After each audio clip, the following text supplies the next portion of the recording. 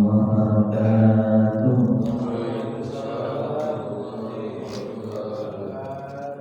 Jamaah muslimin hadirin syukur kepada Allah. Mari kita mulai taklim pada malam hari ini. Mari kita bersama-sama membaca Al-Fatihah dan kita lanjutkan dengan membaca doa. Bismillahirrahmanirrahim. Ila hadratina Mustafa bi syafa'ati Rasulillah sallallahu alaihi wasallam wa ala alihi wa sahbihi wa dzurriyyatihi wa ahli baitihi wa syuhada'i lahumul Fatihah. A'udzu billahi minasy syaithanir rajim. Bismillahirrahmanirrahim. Alhamdulillahi rabbil alamin. Ar-Rahmanir Rahim. Maliki yaumiddin. Iyyaka na'budu wa iyyaka nasta'in. Ihdinas siratal mustaqim. Shiratal ladzina an'amta 'alaihim ghairil maghdubi 'alaihim waladdallin. Amin. Bismillahirrahmanirrahim. Kalamu qadimu la yumallu sama'uhu tanazzahan qawlin wa fi'lin wa niyatin tanazzahan qawlin wa fi'lin wa niyatin bihi asbabi min kulli da'in wa nuruhu dalilun li qalbin tajali wa hayatin dalilun li qalbin tajali wa hayatin faya rabbi maghfirli bi syirri hurufihi wa nawwir bihi qalbi wa sam'i wa baladi wa nawwir bihi qalbi wa sam'i wa baladi.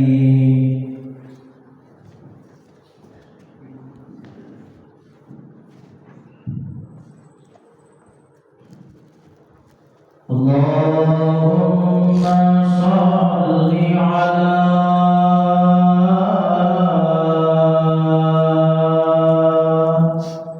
sayyidina Muhammad wa ala ali sayyidina Muhammad.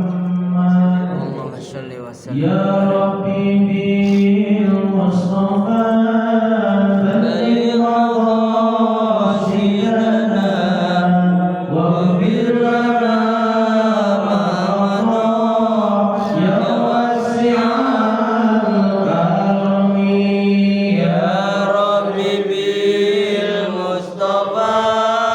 balligh maqasidana waghfir lana ma mada ya wasi'al karami.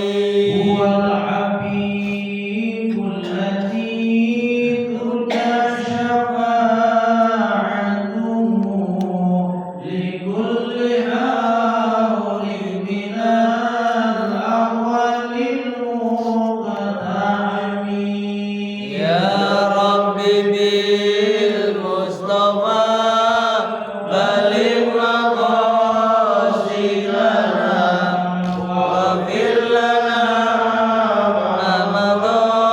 lana Alhamdulillahi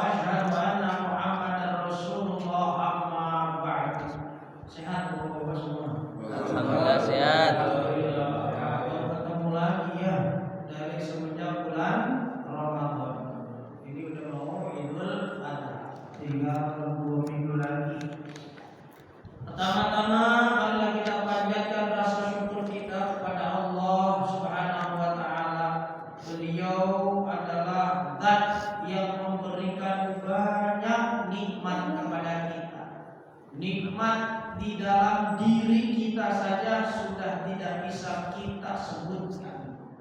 Nikmat yang ada di dalam tubuh kita saja sudah berlimpah, tidak dapat dibuangkan. Apalagi nikmat yang di luar diri kita. Akal sehat, tidur nyenyak, makan enak, badan sehat, mata melihat, hidung dapat mencium, itu tidak bisa dibayar. Apalagi akal sehat, itu merupakan aset pokok daripada manusia. Manusia kan aset yang paling mahalnya adalah akal. Kalau akalnya udah gak sehat, orang lewat depan dia kira-kira permisi apa enggak? Ya. Ada orang ODGJ nih Pak, Bapak lewat depan ODGJ permisi apa enggak? Kenapa enggak permisi? Soalnya nggak sehat. Nah, ODGJ dia lagi nongkrong dulu, ngajak misi Mas, misi Mbak, permisi enggak? Permisi. Kalau ada orang gila tuh di jalanan gitu, permisi masih. Enggak, maksudnya kita kalau lewat permisi enggak gitu. Oh enggak. Kenapa enggak permisi? Padahal dia manusia. Ya kan? Dia bukan hewan, dia manusia. Tapi kenapa ketika kita lewat di depan ODGJ orang yang sedang dalam gangguan jiwa kita enggak permisi? Kenapa? Takut. Enggak, ODGJ itu enggak nampak. ODGJ itu asal dikasih makan mulut. Jadi kuncinya orang yang dalam gangguan jiwa, satu, Bapak ketika yang deketin dia tanya udah makan apa belum, atau mau makan ya kamu ya, pasti dia iya. Terus kita bawain makanan, dia nurut sama kita. Kasih rokok itu. Ya karena ODGJ itu udah gak ada dipikirin, yang gak dipikirin apa-apa. Pengennya makan. Kayak saya sering ngobrol dengan Haji Marsan. Haji Marsan itu bapak-bapak kalau tahu ada di Kampung Pulau sana, Sumberjaya ya, desa Sumberjaya ada yayasan namanya Pajar Berseri. Itu ada sekitar 400 sampai 450 ODGJ. TNI juga ada. Kamu perlu ikut TNI. Wah, gedor-gedor sel. Kata saya, Haji Marsan bisa ngumpulin orang sebanyak ini gimana? Awal bawanya gimana? Yang pertama Pak Ustaz, kita itu kalau orang gila pasti kuncinya makan. Tawarin makan aja dia mau. Tawarin tempat tinggal, dia tidur juga mau. Ini banyak 400 sampai 450 ODGJ. Ada yang hafal Quran juga lah. Ada ustadzah hafidzah 30 juz tuh, bukan juz 30 juz hafal Quran. Ada di asrama ODGJ. Dalil apa aja hafal ya. Kenapa bisa jadi ODGJ pada ustadzah? Ya itulah ya, namanya spiritual. Maka pada malam hari ini kita akan bicara tentang kesehatan akal, kesehatan mental. Dalam setahun lebih 2 bulan ini saya belajar sekaligus menangani, ya, dari bulan Februari 2024 saya keluar dari pondok, akhirnya saya memiliki aktivitas yang lain daripada yang lain. Bisa-bisa yang lain mungkin taklim aja gitu kan, ngajar ngaji fokus. Tapi saya terjun di dunia di mana orang-orang kehilangan semangat hidup. Saya terjun di dunia orang-orang yang sedang frustasi. Saya terjun di dunia orang-orang sedang merasakan depresi dan putus asa. Sudah setahun ini. Dari setahun ini saya kumpulkan data-data orang yang datang. Ada orang datang mahasiswa dicoret skripsinya sama dosen pembimbing, dia langsung depresi, masuk kamar gak mau keluar, nangis aja di dalam. Ditanya sama emaknya, kenapa Neng? Enggak kenapa-napa, sambil nangis. Makan dulu, enggak mau makan. Keluar, enggak mau keluar, nangis aja. Telepon emaknya, Pak Ustaz, ini tolong bantuin anak saya. Kenapa ya jadi begini? Udah bawa aja Bu. Alhamdulillah mau dibawa. Kalau udah mau dibawa ya saya kesana.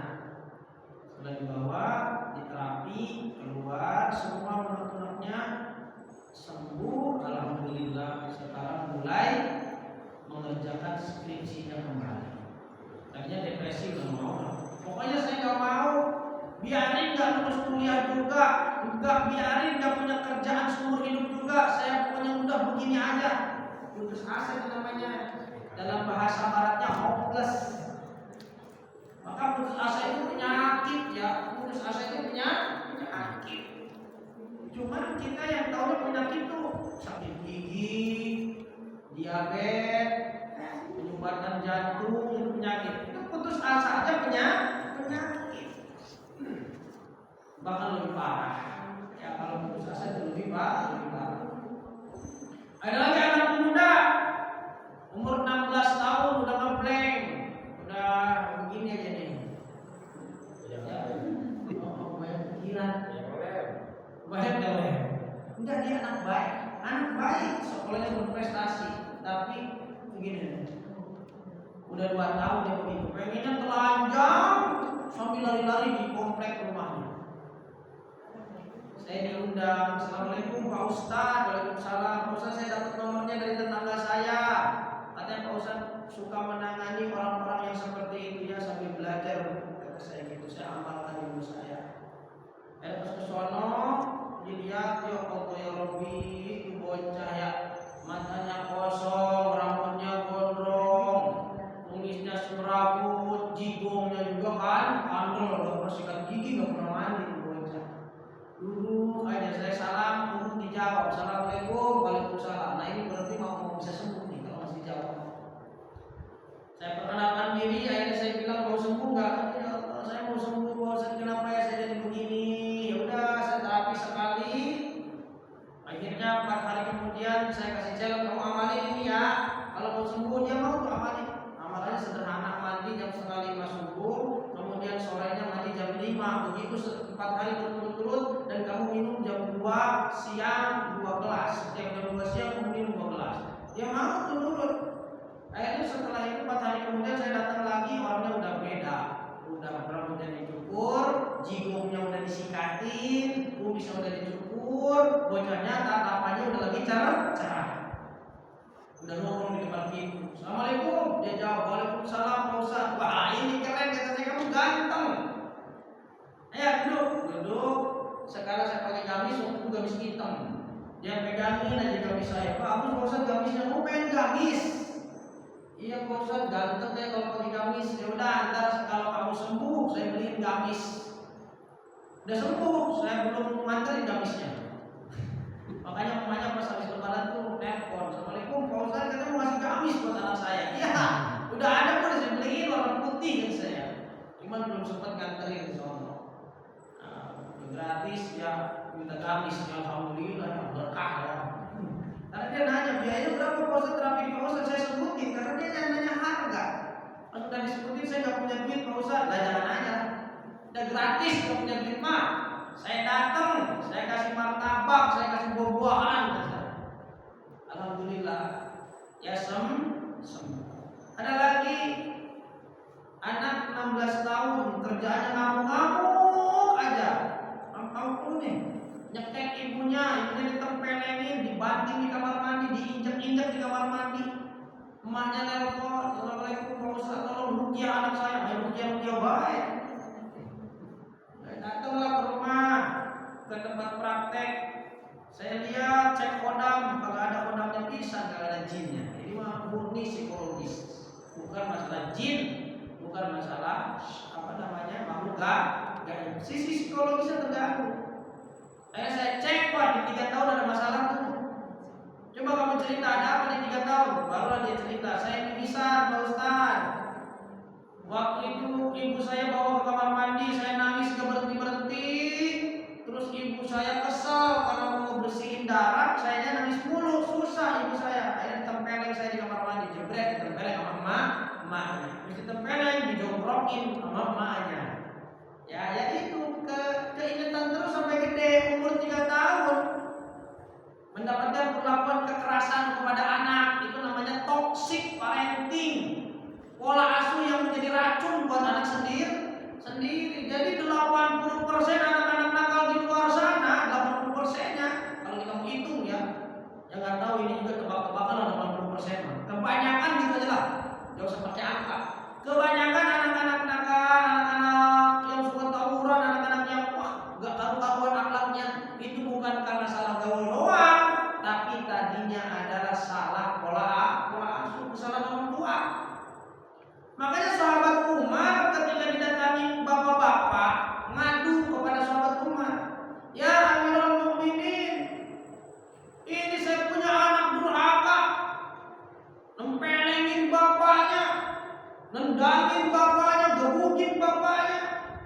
Umar cuma nanya, anaknya diajarin ibadah enggak?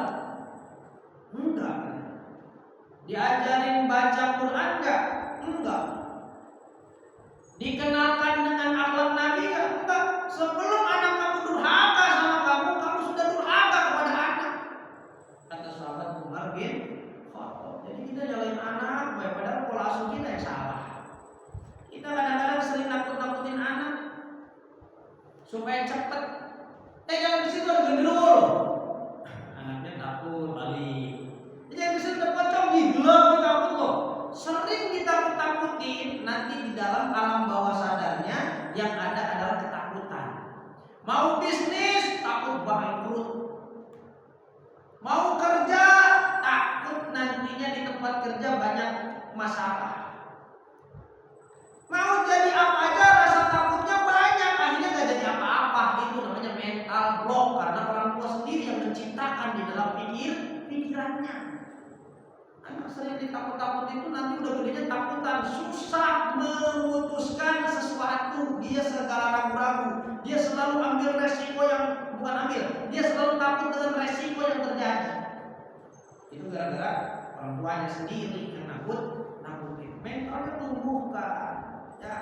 Nah, ada juga seorang perempuannya manis, cantik lah ya.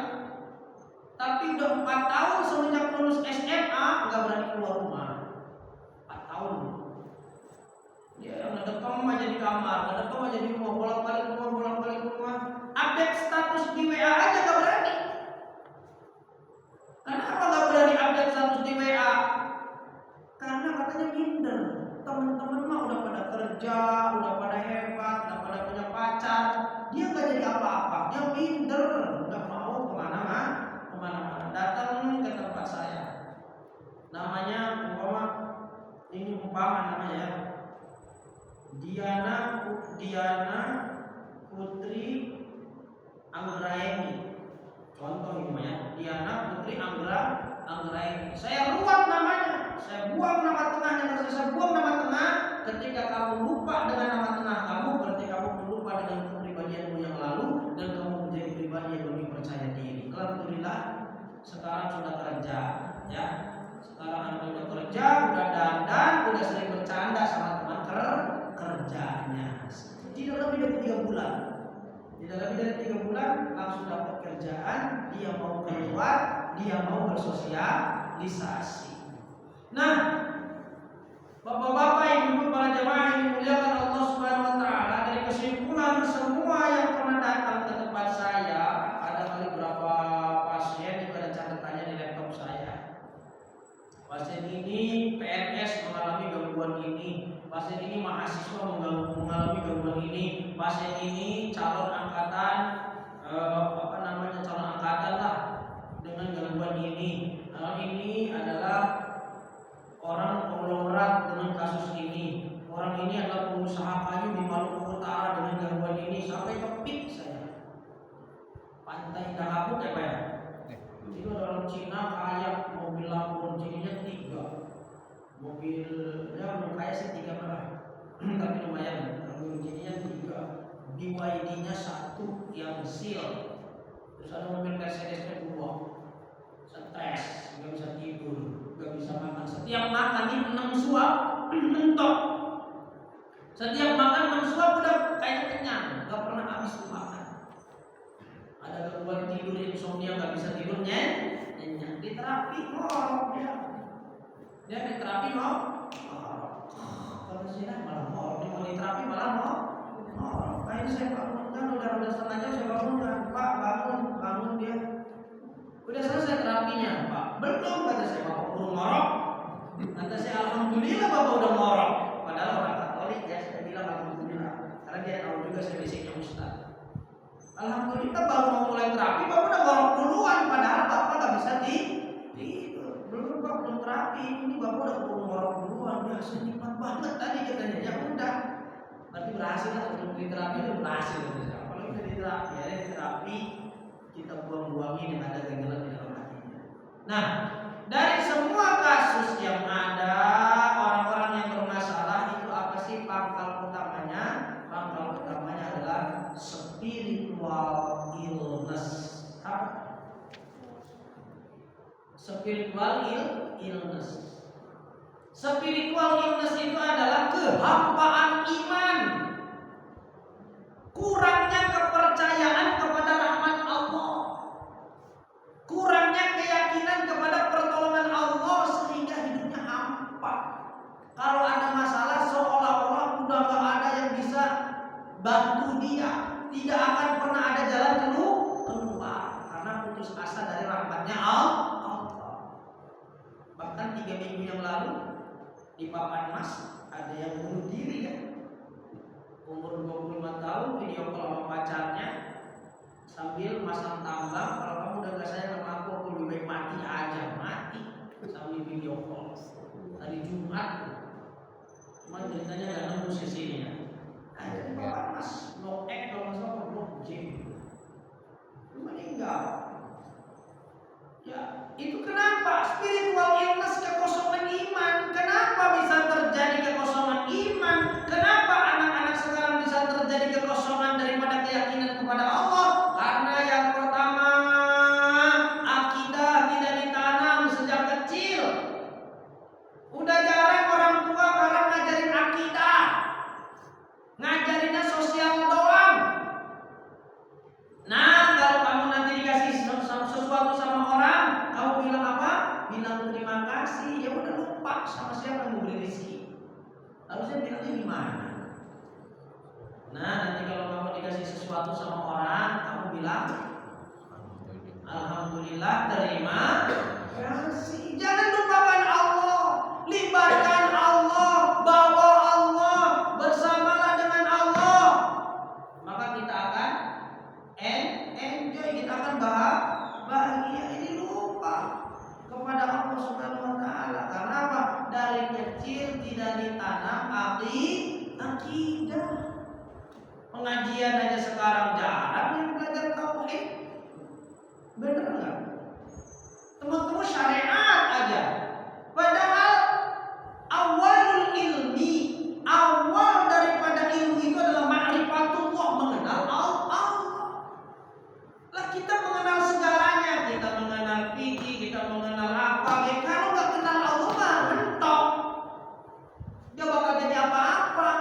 Ya itu tadi, ada orang hafid Quran 30 juz.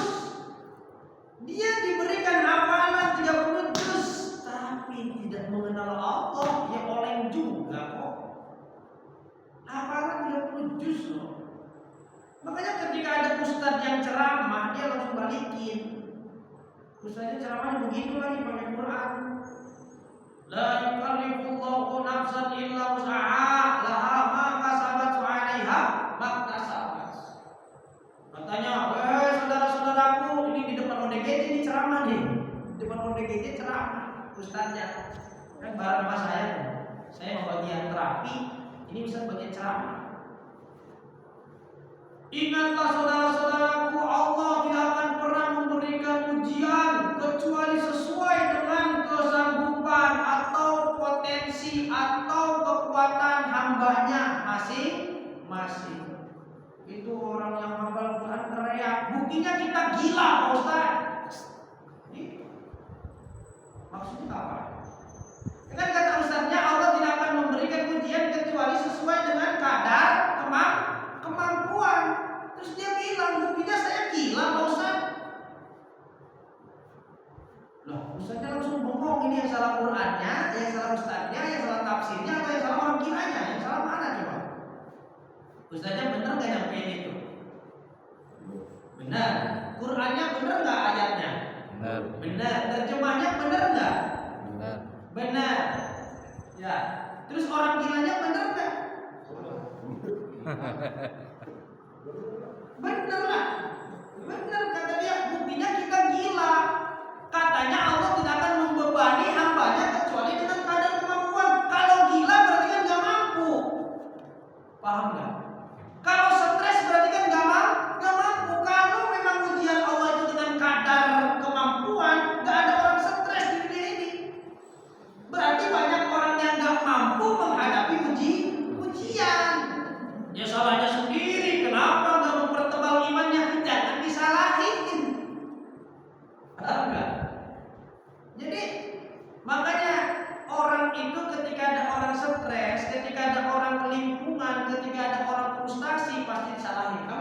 iman, kamu mah kurang bersyukur. Salah.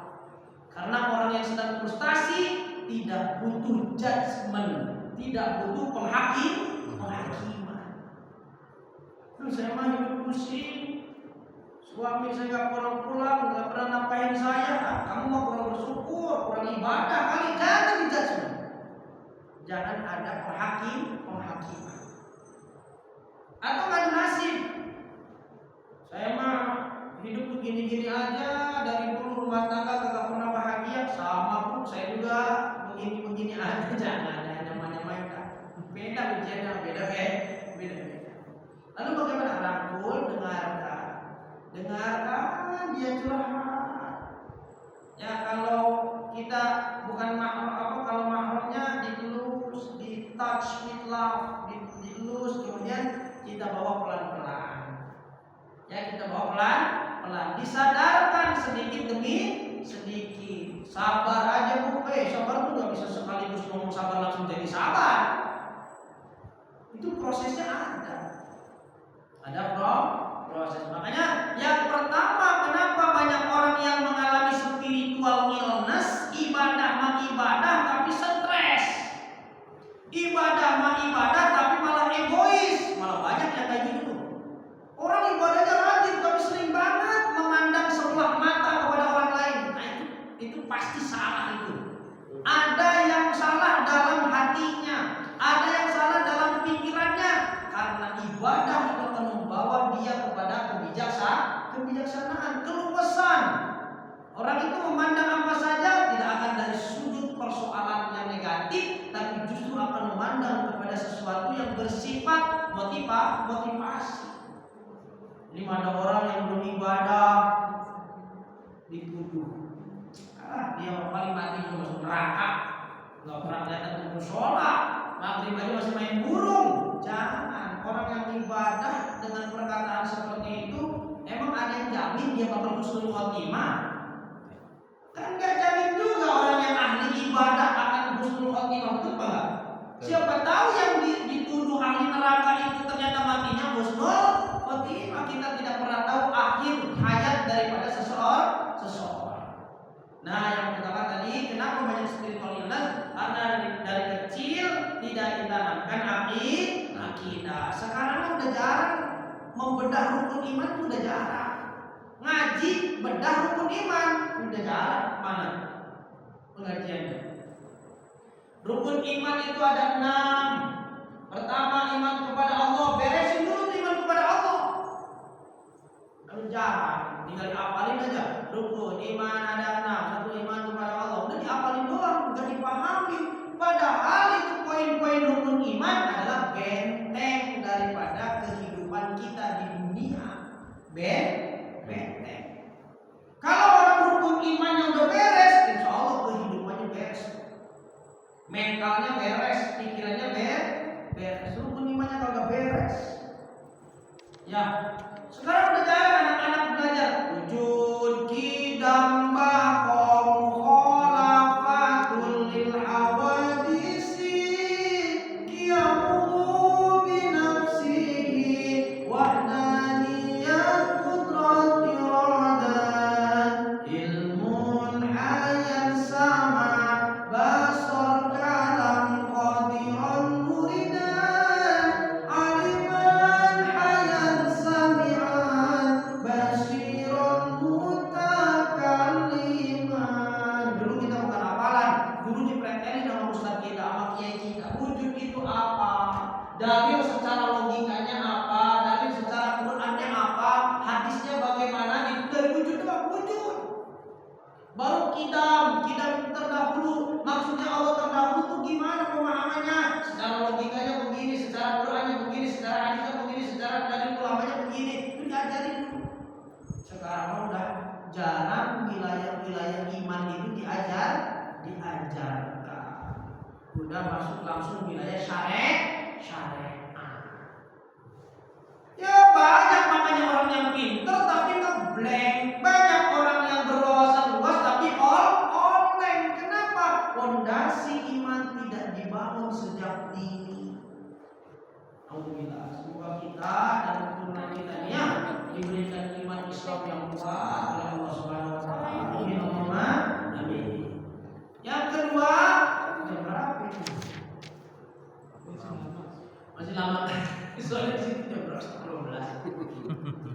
Yang kedua, kenapa banyak orang yang sekarang wabahnya itu bukan wabah penyakit fisik, Bapak-bapak. Wabahnya adalah penyakit pikiran. Ini gelombangnya 2005. Nanti katanya sih nggak tahu lah, cuma riset namanya juga riset ya. Kan Allah yang menentukan. Itu riset lah. Riset dari mental health itu tahun 2040 tahun 2030 itu memuncak banyak orang stres karena nggak kuat menahan ujian. Boleh pinter orang-orang zaman sekarang, pinter orang zaman sekarang apa sih yang nggak bisa? Pinter banyak, tapi banyak yang tidak bisa mengendalikan pikirannya, banyak yang tidak bisa mengolah rasanya, banyak yang tidak mampu untuk memperbesar keyakinannya. Itu tadi pertama, akidah tidak ditanam sejak kecil. Maka sejak kecil kita bawa pengajian, soalin kiai-kiai biar cinta orang soleh. Yang kedua, kenapa? Jauh dari Al-Quran. Jauh dari Al-Quran. Orang zaman sekarang kalau disurvei itu untuk dekat dengan Al-Quran sedikit banget. Begitu dekat dengan Quran, gak paham Quran. Ogah ngaji, paham. Sampai baca aja udah puas. Makanya anak-anak ngaji Quran itu paling sampai SD. SD beres, salah satu SMP udah pada ninggalin TPA, bener apa enggak tuh? Jadi udah jarang anak-anak SMP itu ngaji di TPA udah jarang. Padahal dari kelas 1 sampai kelas 6 tahsin, sama tahfidz yang ngapalin sama belajar. Nanti SMP-nya mahamin Quran supaya apa? Supaya kuat. Dan kata Allah, "Wa man a'rada 'an dzikri fa inna lahu ma'isyatan dhanka." Barang siapa yang berpaling dari Al-Qur'an, dari peringatanku yaitu Al-Qur'an, maka kata Allah, "Fa inna lahu ma'isyatan dhanka." Dia akan diberikan penghidupan yang sempit, hatinya gelisah, pikirannya mumet.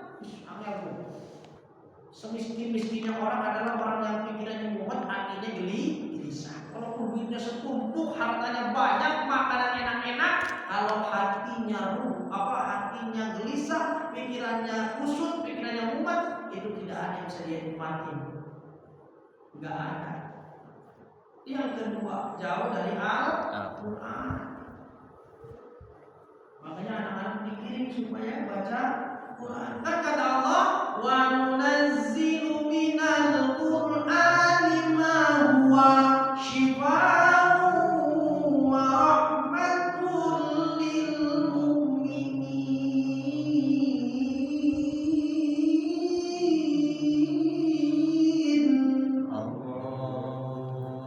Dan aku turunkan Al-Quran, di dalamnya ada obat penyembuh. Bapak-bapak, ini mah nggak tahu benar apa enggak. Katanya di dalam jurnal ada air di dua ruangan yang terpisah. Air dalam satu ruangan A, air di ruangan B. Yang satu tiap hari dicaci maki, kamu jelek. Yang satunya dipuji, kamu hebat. Satunya lagi, kamu tidak berguna. Satunya lagi, kamu luar biasa. Terus dipuji dengan kata-kata jelek. Ternyata air yang dikatakan kalimat-kalimat buruk itu molekulnya berubah jadi penyakit. Kalau diminum jadi penyakit. Yang dikatakan pujian-pujian, disanjung-sanjung, itu air molekulnya jadi bagus. Bisa untuk kesehatan. Dan diuji dengan bacaan Al-Quran. Orang barat mah ada baik lah ya. Katanya kenapa sih orang Islam tuh kalau ngobatin suka pakai air gitu. Emang ada apanya sih di air? Akhirnya itu air dibacakan murotal. Pengen tahu molekulnya kayak apa? Ya, Bismillahirrahmanirrahim. Alhamdulillahirabbil alamin. Ar-Rahmanirrahim.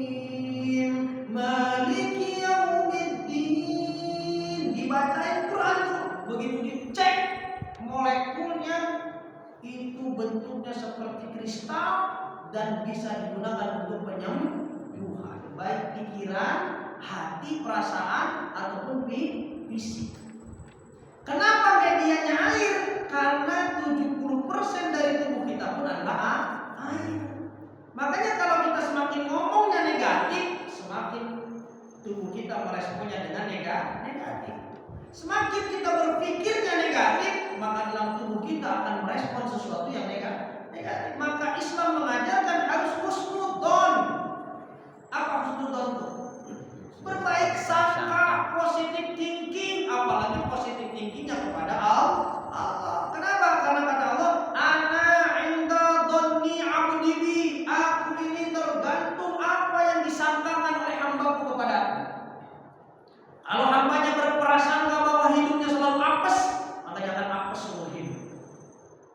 Tapi kalau hambanya merasakan bahwa oh alhamdulillah rahmat Allah begitu luas, Allah selalu bantu, Allah selalu hadir dalam kehidupanku, maka akan hadir dalam kehidupannya.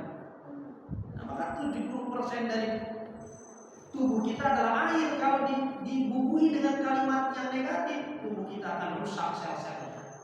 Kalau dibubuhi dengan kalimat-kalimat yang positif, akan semakin sehat. Apalagi dibacakan Al-Quran. Dan di dalam Al-Quran itu ada bunyi-bunyi yang menjadi penyembuh. Makanya orang agama lain diambil inti-intinya doang, enggak Qurannya, diambil inti-intinya. Suara apa saja sih yang dapat merubah molekul air? Suaranya ar. Ya, itu suara-suara yang bisa merubah gelombang. Kalau itu meningkatkan daya ingat. Di Quran udah ada semua, nggak usah bapak-bapak ibu praktik ar, nggak usah. Baca aja Quran. Ya, antartahum am lam tundirhum la yu'minun. Udah memperkuat daya ingat, memperlambat kepikunan. Jadi oksigen penuh di otak. Kalau itu masuk ke gelombang otak. Nah, saya belajar itu ya. Jadi ilmu ini ada ilmiahnya. Al-Quran itu luar biasa. Maka Quran mah gak kayak Arab-Arab yang lain. Marhabanan bacanya salah, gak jadi masalah. Adzan aja kepanjangan, kalau menurut tajwid kan gak benar adzan. Ya kan? Rusak tajwidnya. Allahu Akbar, Allahu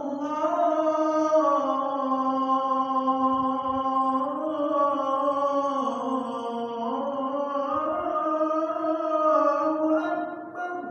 Itu Allah panjang banget itu. Padahal mah cuma satu alif, dua harokat. Tapi kalau adzan kan panjang. Allah udah panjang, itu udah kelebihan. Kalau Quran kan bisa digituin. Bisa dikorekan tapi masih sesuai dengan tajwid. Apalagi marhabanan. Marhaban emang bisa mim ro yang langsung jatuh mar. Ini mah panjang banget. Marhaban ya marhaban. Harusnya gitu kalau sesuai tajwid. Tapi kan enggak.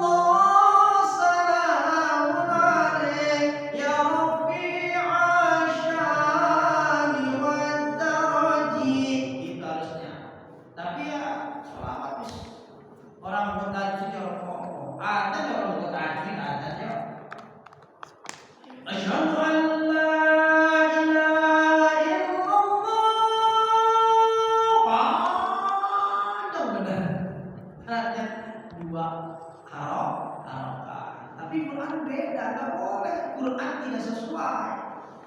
Ya, Yasin nggak boleh.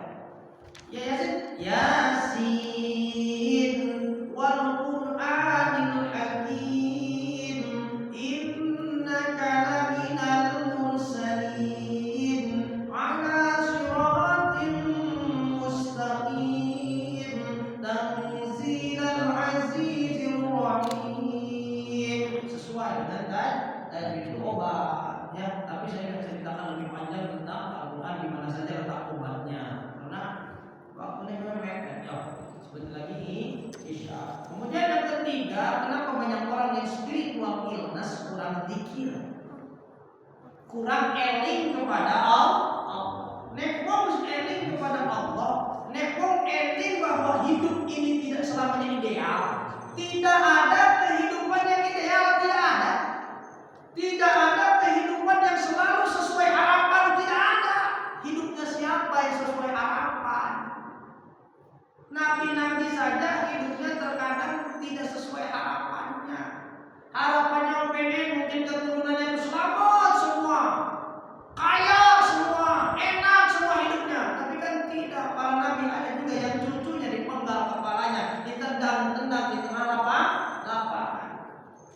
Nabi juga pengen kali hidup santai, tapi mana nabi-nabi hidupnya penuh dengan ujian. Maka hidup siapa sih yang benar-benar ideal? Tidak ada hidup yang benar-benar ideal. Tidak ada hidup yang benar-benar sesuai harapan.